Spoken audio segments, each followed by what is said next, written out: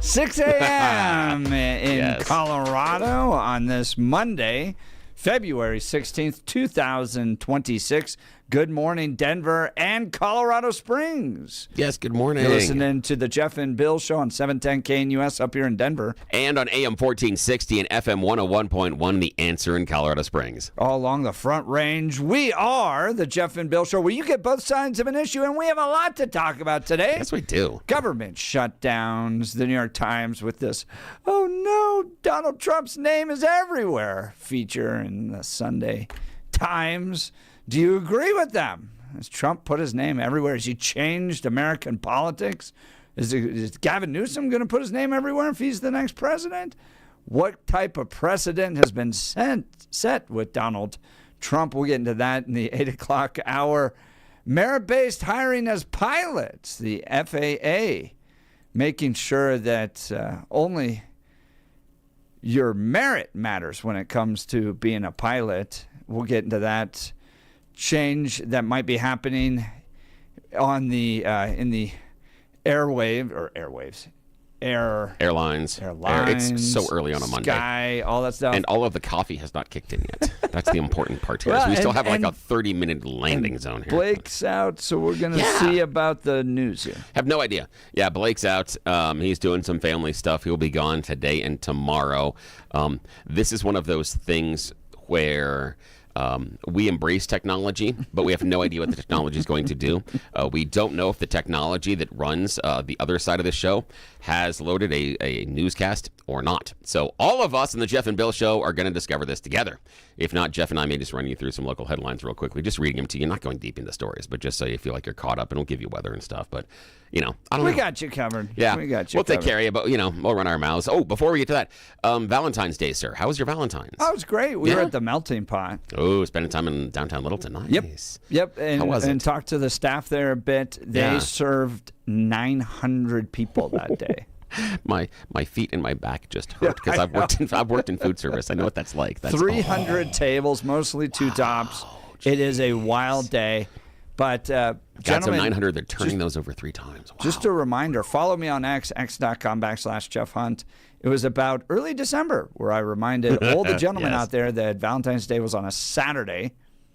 And because I could plan ahead, dude, it was like the biggest flex to walk in to Melting Pot with a reservation at 5 o'clock. We eat dinner a little earlier. Oh, yeah. Because we get up early. But of course, we do too. To walk into the hottest fondue restaurant with a reservation at 5 o'clock because I got the reservation 8 weeks ago. Okay. Oh, more than that, a little bit more than that. Because here's the thing: is gotta listen. We're gonna tell you, listeners, Jeff and Bill's show. This is kind of cool. This is how my guy rolls here. So my buddy across the glass. This is how cool he is, and this is how dialed in to making sure that he makes sure that the Valentine's Day is exactly what Mrs. Jeff wants. He has a reminder on his phone about the exact day and morning that Melting Pot starts accepting the reservations for Valentine's Day. You know, now for me, it's my doctor opens up certain windows and you can schedule the physical. He's got that set up for the Melting Pot. And during the show that morning, we hit a commercial break at the exact time that he could get on the phone and make the reservation at the Melting Pot. That's how he rolls. He's that dialed in. I salute you, sir. That's fantastic. Thank you. There's a restaurant in Maui that you have to get a reservation a year ahead of time. Woo. Called Mama's Fish House. Ouch. And I've had to do that one as well. That's funny. Sit around, start dialing the minute that the thing. Then it opens up. How about yours? We were very quiet. Yeah, very quiet at home.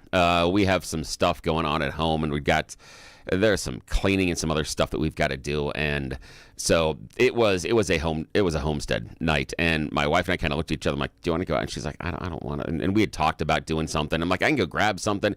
We had tried a couple of weeks ago. Do we want to? I'm like, "We don't want to go out into the crowd or anything else." And the other part is, we both. I mean, this is like we're doing yard work, cleaning up around the house. There's extra things, putting stuff away, and mucking out and getting rid of some things to clutter and stuff like that. So we've been throwing away. Our trash can is absolutely just so full because of all the stuff we've been doing over the weekend. So she and I looked at each other and went, "I don't want to shower. You want to shower?" "I don't want to shower." She's like, "All right, we'll make something here at home." So we did have some, we had some steaks and stuff that were sitting in the fridge that we hadn't done earlier in the week. So we did that. It was really nice and easy and casual, which, it was nice. It was good. That's fantastic. Well, Yeah. happy Valentine's Day to all the lovebirds out there. If Valentine's Day resulted in a crash of the relationship, feel free to give us a call and vent a little bit. 303-696-1971. Text us on the Dan Caplis Law text line at 720-819-5115. Bill, speaking of love, I got a critique on Friday. Spoke at a political rally. Somebody came up and said, I listen to you all the time. Yeah. Great to see you, all that stuff. But you and Bill are agreeing too much these days. We're too much in love. we're going to have to turn up the battles a little bit. We can. It's what the audience wants. Yeah, and we will fight around about some silly stuff today. I guarantee it. I can see it already, and we'll lean into it. We'll fight about some really silly stuff coming up later today, so I hope you enjoyed. And also, shout out to Bernadette. Thank you for the Valentine. It was so cool, and she did the Loveland thing. You want me to read it? Yeah, if you want All to. right. Yeah, we got a great. Valentine's Day Valentine from Bernadette. And it's super important because she did take the time to send it to Loveland, so it got the stamp on it. That was something that my dad always did growing up, and sometimes I'm a bit too lazy for her, so I appreciate that more than she understands. So how do you send it to? There's a drop-off location. You can get it, and it goes to the Loveland mail. It goes to the Loveland post office, and then you get that stamp on it. Like at your post office? Yeah. There's a separate there's some, box? there's some stuff that you can drop it. Yeah, you can send it to. I didn't know yeah. that. Yeah, Wow. so you can get it sent there, and then you get it done, and they give a little stamp on it, so it just has to be rerouted up there. It's kind of cool. So this is from Bernadette in Aurora. She writes, "Happy looks good on you. Hope you wear it all Valentine's Day long. Hi, Jeff and Bill. Even though you don't hear from me, I want you to know I listen every morning." She underscores every. "You're entertaining, but Bill's logic is insane sometimes." Bernadette. My wife says that too. You're crazy. I love that. That is fantastic. That fits us to a T so well. We appreciate you, Bernadette. Thank you for listening. All This is right, so cool. now is time for something. Here we go. Let's find out. Here it is. We're going to push the magic button right now. We'll be right back on 710 KNUS and AM 1460 and FM 101.1. The Answer in Colorado Springs. But neither Jeff or I have any idea what's going to go on right now. Probably weather, but we'll see what happens.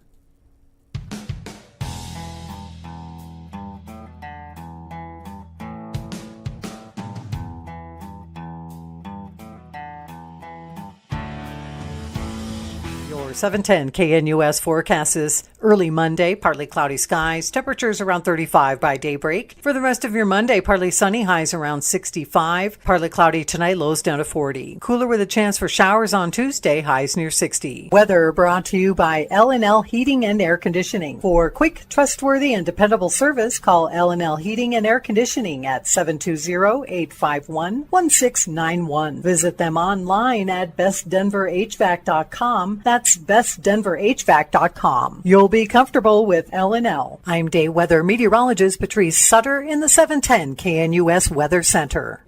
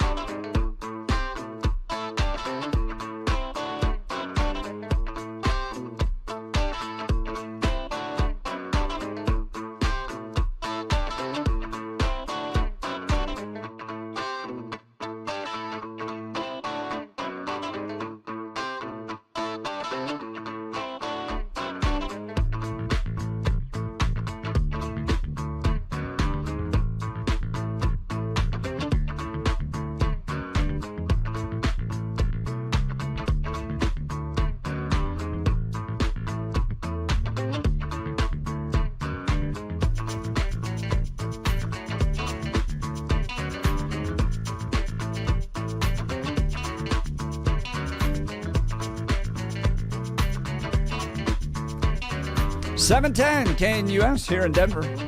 And on AM 1460 and FM 101.1, The Answer in Colorado Springs. All along the Front Range, this is the Jeff and Bill Show where you get both sides. Happy President's Day to all of you out there. Had to get up early, go to work because you had to. A lot of people with the day off, kids out of school. Interesting article in Fox News, Billy.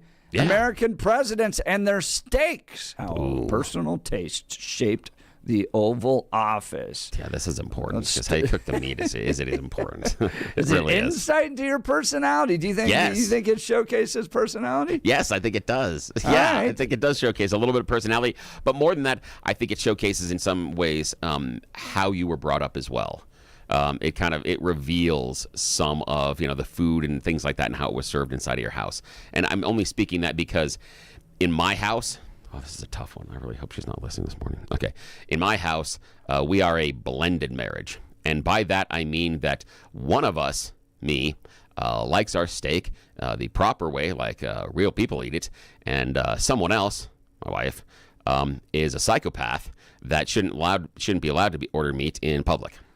Just saying. What makes somebody a psychopath with regards to meat? It's way too done. She wants you like the bubblegum steak? Oh, it has to be medium rare to medium rare to medium at most. Oh yeah, you cannot just sit there and chew that thing. Oh, yeah. You blow That's a when it's bubble good. when it's That's so when it's chewy. That's when it's good. No. She goes so far where it's just all dark on the inside. And right next to beef jerky, baby. Oh, it ruins it. That's the problem. No, that's the good stuff. That's the good stuff for you. This is okay. First, Jeff likes pineapple on pizza.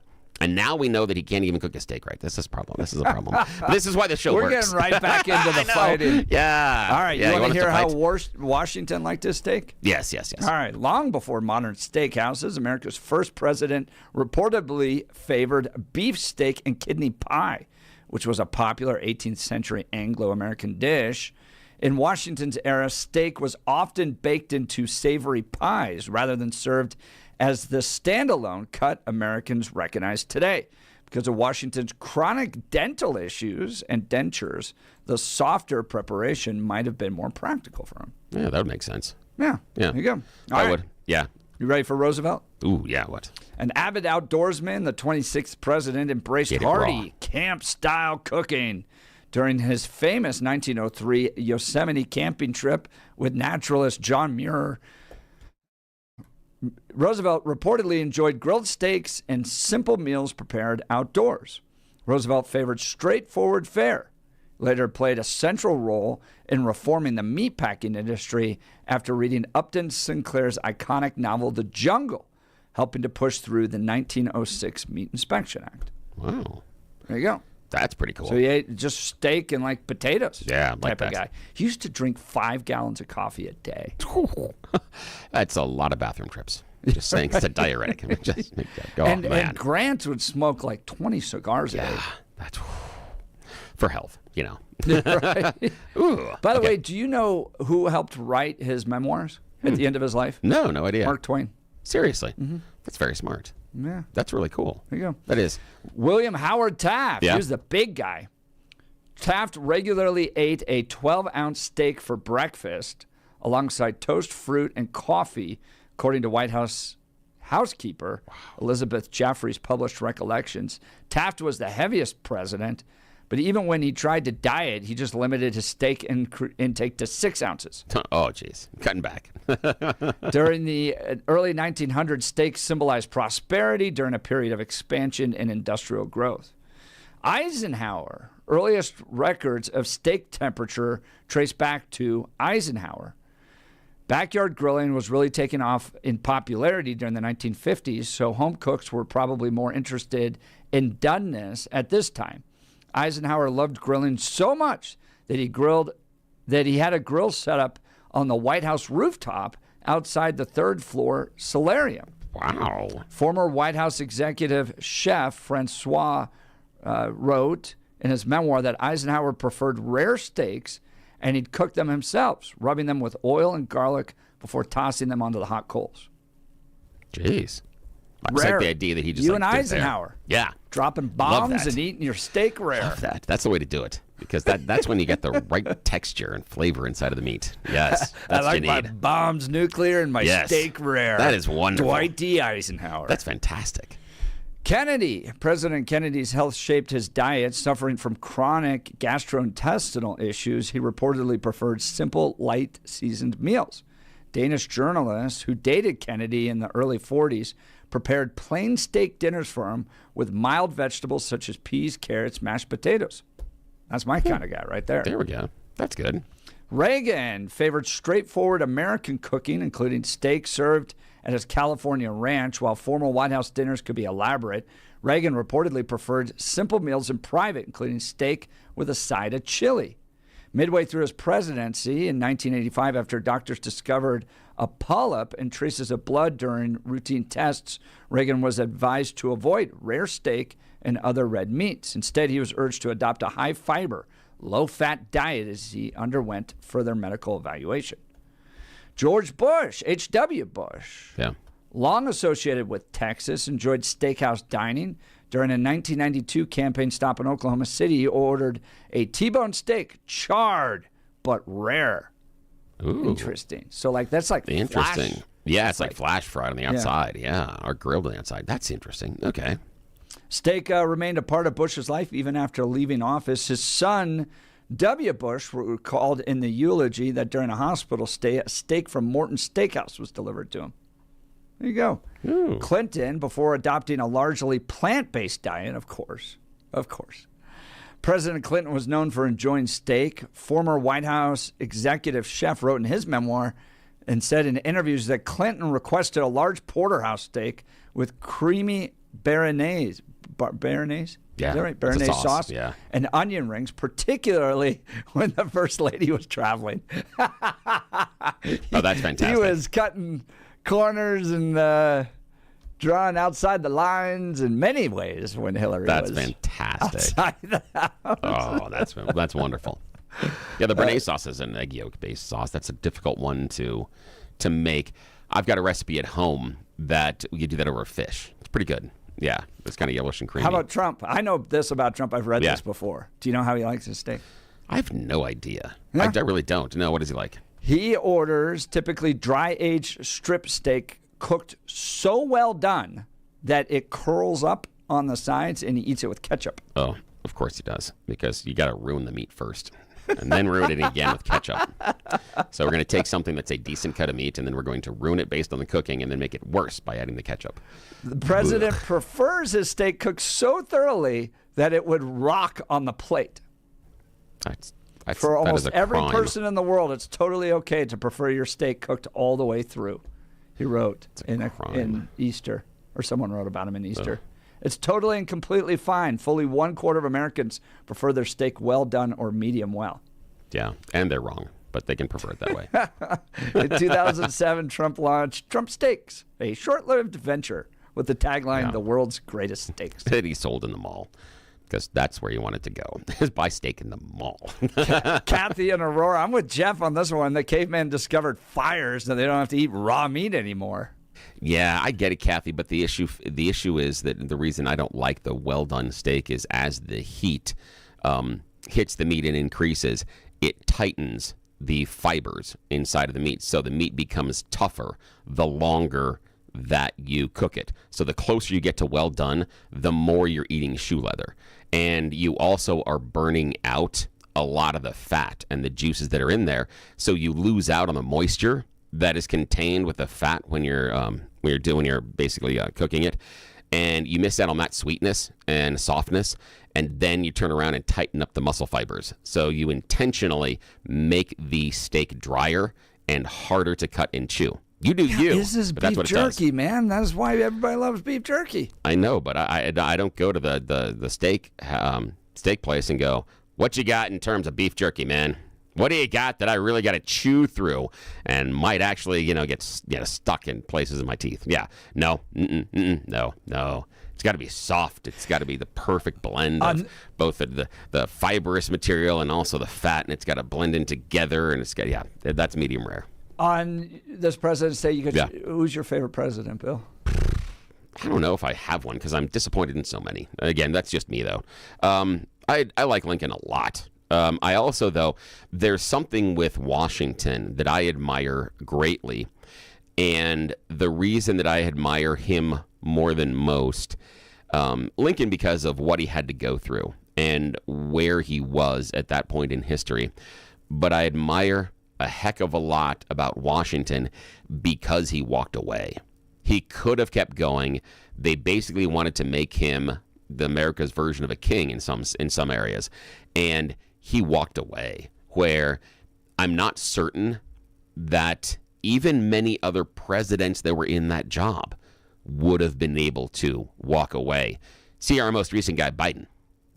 He had made a promise, a one term. He was going to be a transitionary guy. And despite all available observable evidence, he still thought he had a shot at winning again.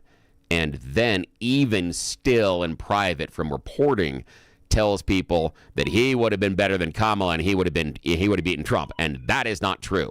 But that's why I'm so impressed with Washington walking away, because he could have continued. And I think that takes a stronger person than it does to continue to serve in that capacity. How about you, sir? Oh, Lincoln, easily. Lincoln's Tell me why. My favorite.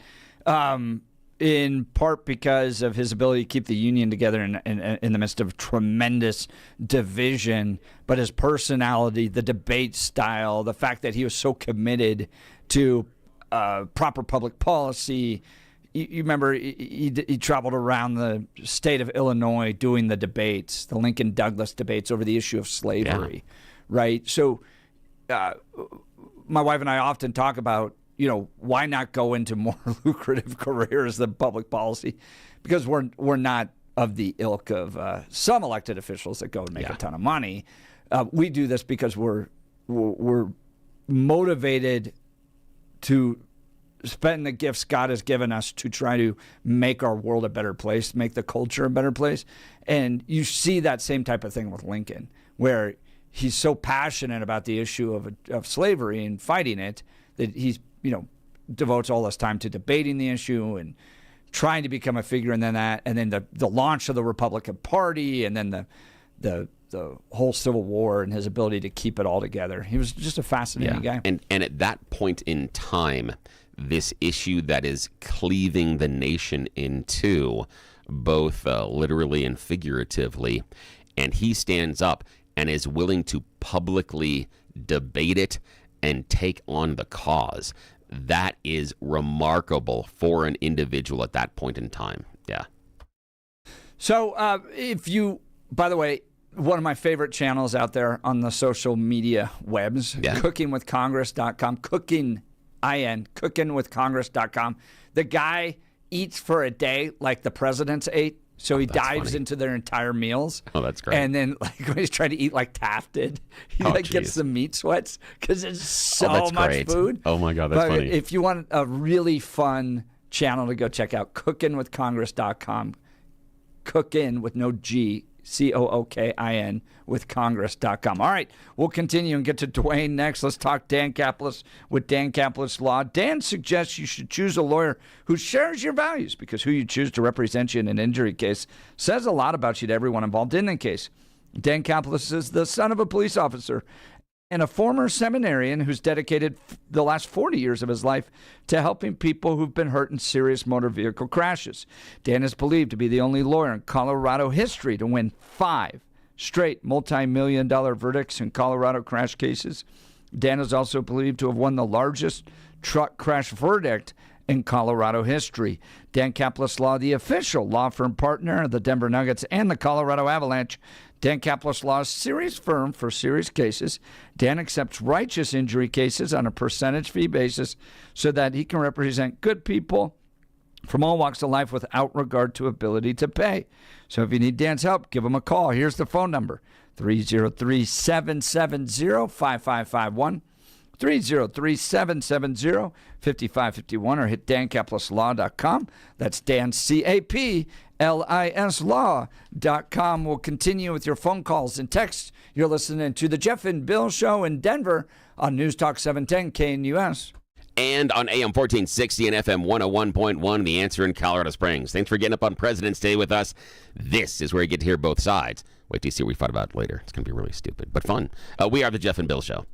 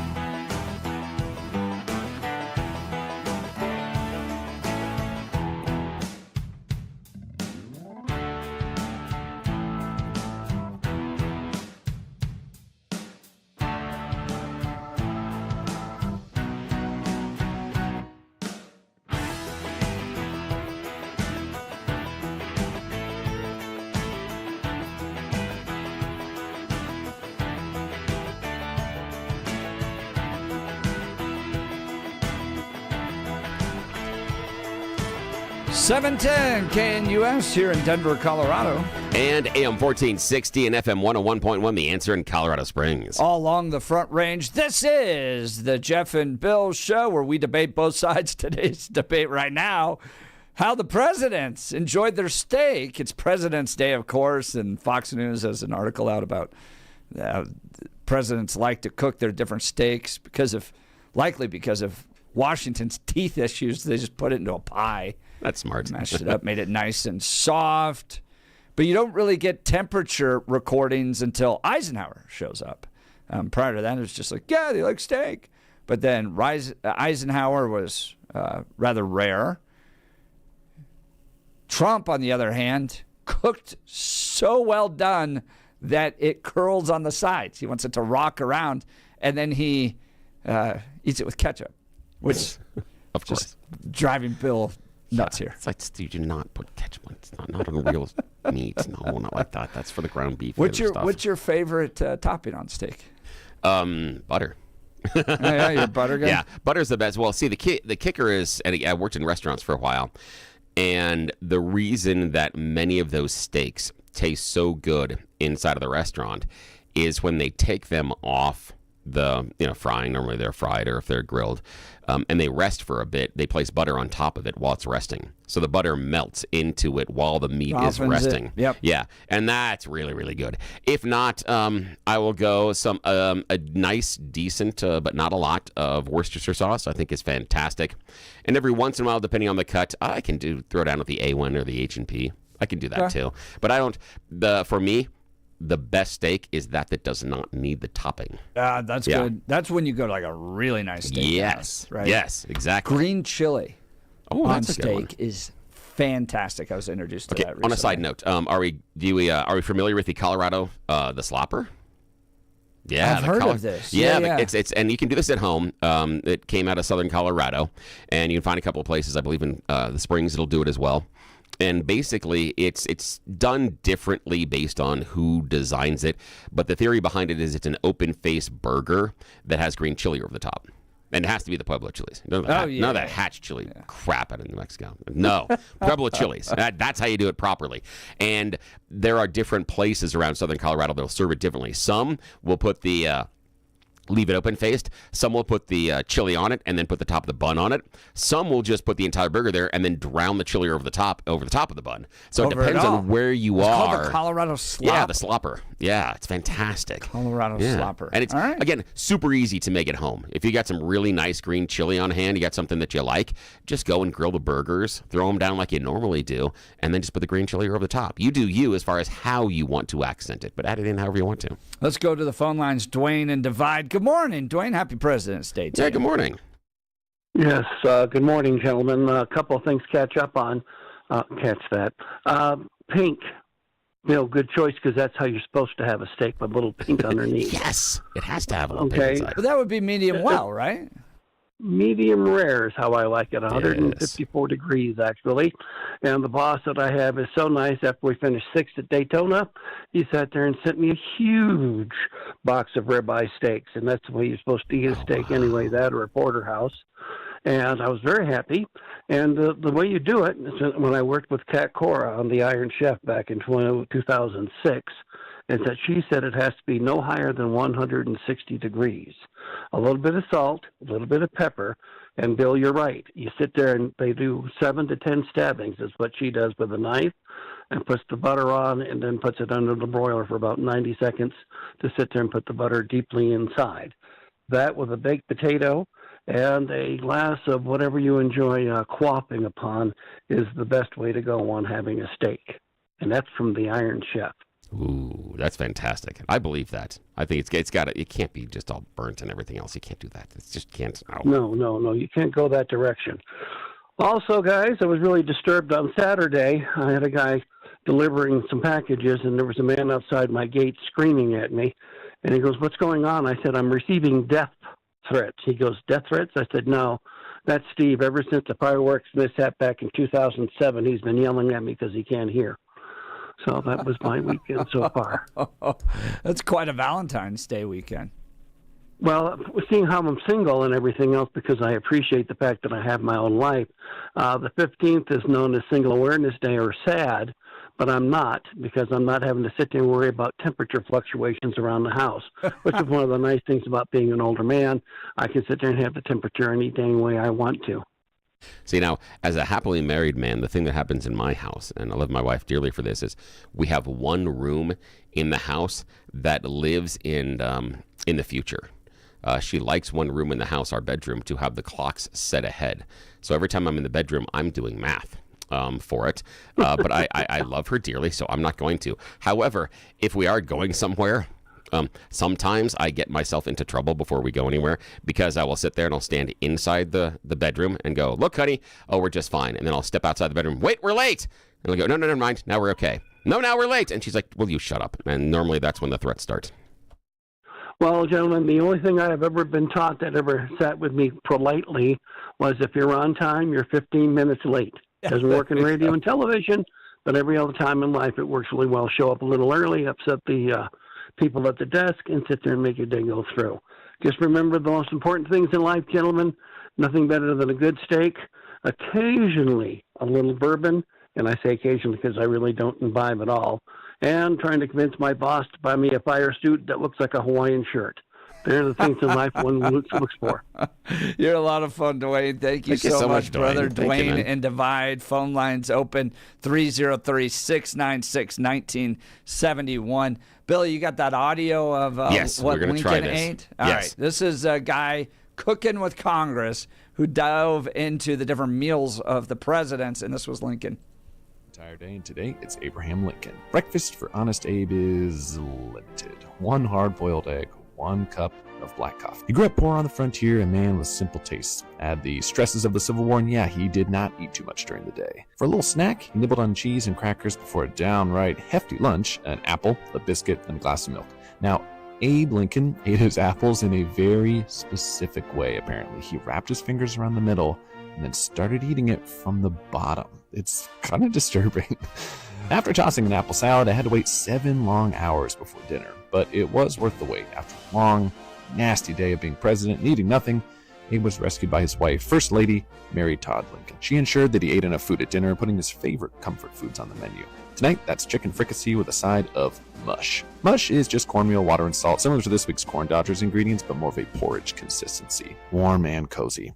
The fricassee was a new one for me, and a delicious way to almost end the day, almost because I also made a homemade blackberry pie from scratch, with half-decent lattice work. Ended on a sweet note. So, how do I feel after eating like Abraham Lincoln for an entire day? An egg? At that stage, just nothing is better. I prefer that. Because an egg teases you. I know people have that when they're really stressed out. They don't eat much. When I'm stressed out, I'm going to clear the cabinets. I'm going to cost us money as a household.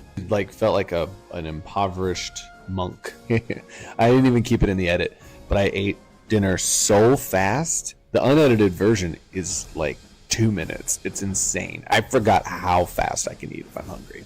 Inhale. There you go. That's great. Doesn't it sound like Lincoln? Cool. Yeah. The fun thing about this guy's channel is that it gives you go, yeah, their like personality reflects what they ate. Like they're mixed together.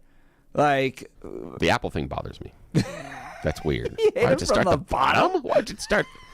Why that just? Because you go right at the core. I mean, technically, you could eat the apple core. You don't have to throw anything away. But even then, you're kind of, that's weird. Yeah. Why would you? Okay, that's bizarre. All right. When we come back, we should get the Tafts because he was huge. Oh, and okay. This guy eating this, I'll see if I can pull it up for you, was so funny because he gets so full by breakfast. He can hardly breathe, and he has to keep going forward. Here, I'll send it to you, Bill. Okay. We can keep pull it up. In the it. meantime, let's go to Michael in Arvada. Good morning, Michael. You're on with Jeff and Bill. Morning. Hey, good morning, fellas. So what's on your mind, man? Can you? Okay, well, my grandfather was in the cattle industry, and he would always bring us a huge load of steaks. And my mom, she's a great cook, but cooking steaks was not her forte. They were like roast shingles, to say the least. Oh, wow. So when I was 18, I took my date to a Christmas party for work, and She ordered a steak medium rare. She says, you want a bite of my steak? I said, no, I don't want a bite of your steak. I hate that stuff. But she really liked this. So it was a medium rare steak, and she gave it to me with horseradish. I'm like, oh my gosh. I said, for 15 years of my life, since I've been eating steak, I've never had anything like this. And so I told her the whole roast shingle story, and about my mom making them that way. And since then, I never looked back, man. As a matter of fact, people get kind of freaked out when I go to a restaurant and I'll order steak and eggs, and I tell the waitress I want my eggs runny and my steak's bloody, and you see the look on their faces. Do you guys ever get, like, my biggest fear is getting sick. Do you guys get sick not cooking your steak this much? No. Haven't yet, no. Yeah. Yeah, see, but anyway, what happens, Michael, is, see, the issue is that, because we eat it rare, that we train our body to fight off the bugs. It's kind of like, it's a little like boxing, they're going around in the ring a little bit. And so when our bodies run into more dangerous bugs, we've already done the fight. We're already good. It's things, we're keeping it in shape. Gen X, I used to eat dirt, so. Exactly. Hey, real quick, my top 5 presidents: Calvin Coolidge, Donald Trump, Ronald Reagan, Dwight D. Eisenhower, and Teddy Roosevelt. Oh, those are good ones. Those are good. Now, tell me why you put Coolidge up top. I'm curious. Yeah, too. Why is The Coolidge guy on top? didn't do anything, and the guy hardly did anything. I mean, he just kept his nose out of all the goings on, and everything ran just fine. Yeah, he was just so calm, collected. He wasn't loud. He just pretty much let people do their own thing without too much government involvement. Now. Yeah. That's a really, really good perspective. Go ahead. I've often said if I just got elected governor, or I would vote for anybody who said this, I'm going to go lock the door. My cell phone's here for an emergency, but I ain't doing anything to continue to screw up the state more.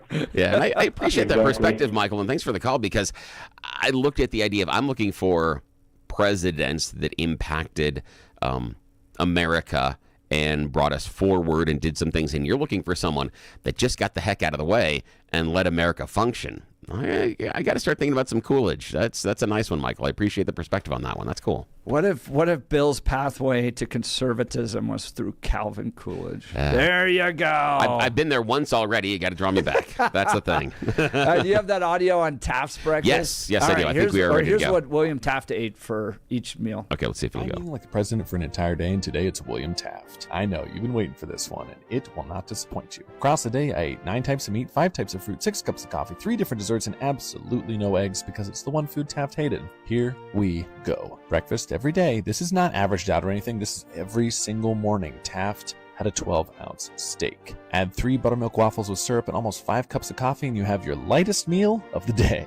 It's a myth that Taft got stuck in a bathtub, but he did have an extra large tub installed in the White House, 7 feet long, 3.5 feet wide. And frankly, if I had gobs of money and a 12-ounce steak every morning, I would also splurge on a bathtub the size of a small boat. Lunch: 4 lamb chops, turtle soup, Bermuda potatoes, a little bit more coffee with a handful of bonbons, raspberry jelly topped with whipped cream, and salted almonds, which Taft housed on a daily basis, one of his favorite foods. Turtle used to be very common as a meat in the US. This is actually one of my favorite dishes of the entire day. Tasted kind of like green gumbo, but with dark meat only. I'm going to do some sort of part 2 follow-up about what happened the day after this diet, but for now, let's get to the big show. Dinner. The heaviest meal of the day and a true gargantuan feast. Okay, deep breath here.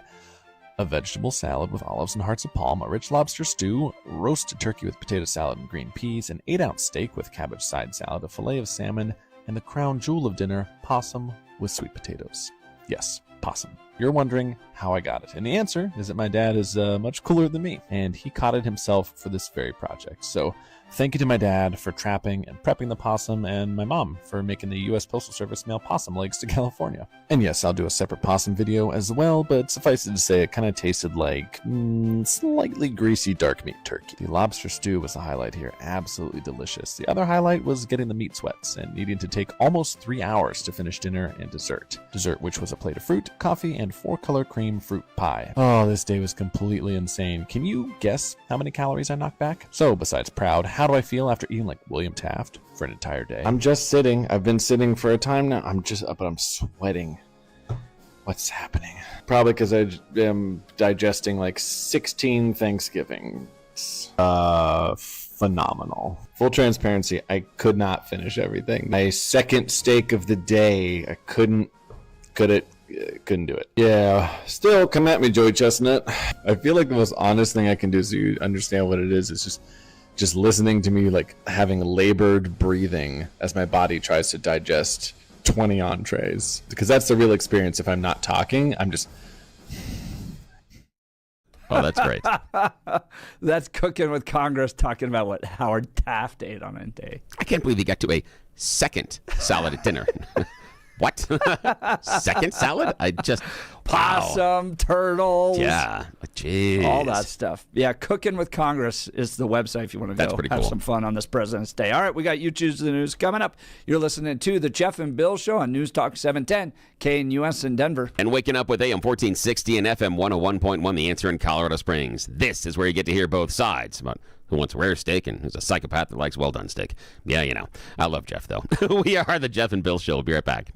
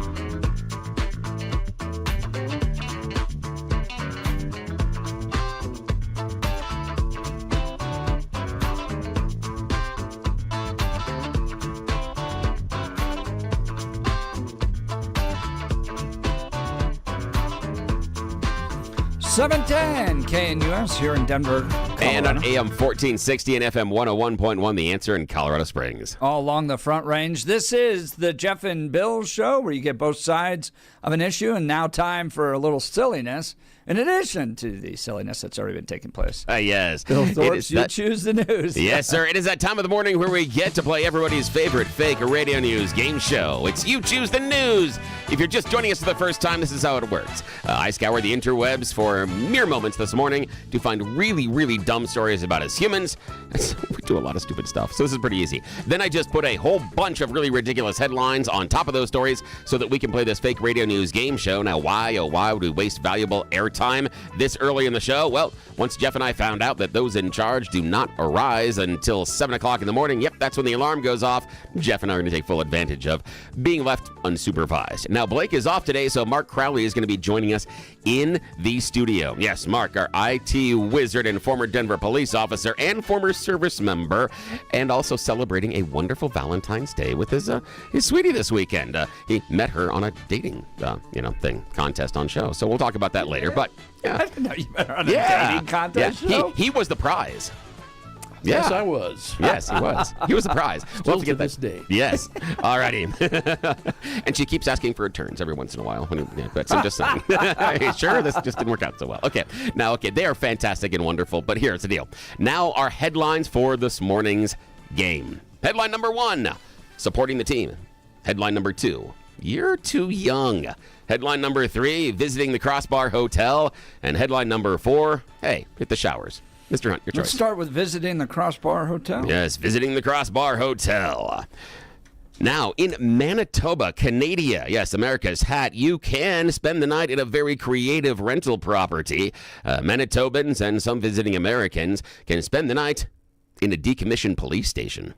It has been turned into an Airbnb known as the Jailhouse. The getaway includes 2 original jail cells that have been converted into bedrooms. The authentic cell bars are still there and intact. It does have indoor parking, a coffee bar. The guard station's been converted into a kitchen. They're trying to set up another area and convert it into a living room right now. They're going to get it's a breathalyzer fingerprinting room is what they're working on right now. But yes, you and your friend can go spend the night in the 2-person decommissioned jail cell. And I can only imagine the role-playing taking place. Well, the thing for me is that the idea of when someone says, hey, here's a creative, fun way to spend the night, I'm like, no, here is the beginning of a really bad horror movie. No. If your friend says, hey. Really? You wouldn't like to do breathalyzers with your buddies? No. Here's the thing is, if your friend says, I got an idea, let's spend the night in a decommissioned police station and the cells are still there. No. You're not going to go home at the end of the day, and in fact, you're going to be on the news. It's not a good thing. Do not do that. What do you think, Mr. Crowley? Would you enjoy that? I actually spent the night in the brand new spanking Arapahoe County Jail when it opened in 1983 or something. The good news is they didn't press charges. They didn't know. No. Okay. They said, please go home, sir. Yes. That is crazy. Okay. Now, Mr. Crowley, your choice, sir. Supporting the team, you're too young, or hey, hit the showers. Hit the showers. Yeah, hey, hit the showers. There is something rotten with the Oshawa Generals hockey team. We are still in Canada right now. The club is very, very last in the Ontario Hockey League. 27 points out of just 50 games. And the fans stink too. Not just the team. Literally. This is coming straight from Jason Hickman, the General's longtime director of ticket sales and service, in a memo that was just last week sent out to season ticket holders. Hey, do you think you could maybe shower and dress a little nicer when you come to the games? Literally, fans have been complaining about the odor from the home fans inside of the arena. Some people have described it as maybe bad breath. Maybe it's someone that hasn't showered. And sometimes the people next to me smell like cat pee. That's just some of the descriptions that they have received. So Hickman said he didn't want people to feel like they have to turn to their neighbor and tell them they don't smell so nice, because it is Canada. We're super polite. It wouldn't happen here in the U.S. We'd turn and tell them exactly where they can go and how to get to the shower. But it is a very delicate situation, so Hickman says the complaints have multiplied just in the last month alone. He has heard some of them before, but yes, the fans of the Oshawa Generals, not only does your team stink, you stink too. and they want you to hit the showers. Billy, I watched a Yeah. documentary over the weekend about 10-cent beer night at the Cleveland Indians game. Did you good ever God. guys Oh, ever my hear gosh. about this? Oh my God, that sounds awful. And just the absolute chaos that it created. I can imagine. Where I mean, so many people were drunk, and then the burn the disco records. Oh, Oh, yeah, I the remember White, that. White Yes. Sox Death of game. Disco. Yeah, Death of Disco. that's Yeah, awful. that was The an awful death one. of disco and Yes. how that went. It was Oh, yeah, I remember basically that. like a documentary on like promotional ideas went wrong. Oh, yeah. And it was hilarious. Oh, it's awful. The one that I'm always reminded of that always comes up in radio circles is the one in which it was the don't go to the bathroom the longest, and the person ended up dying. Died. Yeah. Hold your wee for a wee. Yes, exactly. That was the one that is used as an Yikes. example over and over and over It was again like inside a of the circles. mom trying to get a wee for her kids for Christmas. Exactly. And you're like, oh, we can't do that. No. Yeah. Okay, Jeff, final choice this morning, sir. Supporting the team or you're too young? You're too young. Yeah, you're too young. We find ourselves in Philadelphia for this one, and specifically Dirty Frank's Bar. Got a little place called Dirty Frank's. And of course, it would be in Philadelphia. The longtime Philadelphia bar has temporarily raised their entry to 25 in order to get access. Why, oh, why would co-owner Jody Schweitzer say that Dirty Frank's is only open to those 25 and above when 21 is the legal drinking age? She says because of a huge uptick in very sophisticated fake IDs. She said a lot of these young kids are showing up with fake IDs that are getting past a lot of the electronic checks, but sometimes if you just take a moment to look at the ID, you can tell it's not above board. She said the tipping point came recently when a 24-year-old founding father attempted to party at Dirty Frank's. The fake Pennsylvania ID featured a photo of Benjamin Franklin, listed his age as 24, and said that he lived at the Liberty Bell. So again, creative. She said at that point, the bar had to act, and that was a couple of weeks ago. They've implemented a temporary rule requiring patrons to be at least 25 years or older to enter. And she said part of it is the electronic scanners are not catching these more sophisticated IDs anymore.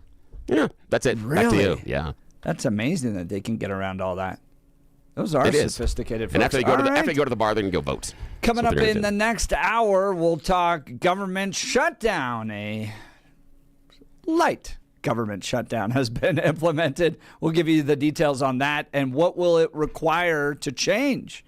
What will require to change in order for the government to open up. You're listening to the Jeff and Bill Show, News Talk 710 KNUS in Denver. And on AM 1460 FM 101.1, The Answer in Colorado Springs. You're going to hear both sides talk. We'll be right back.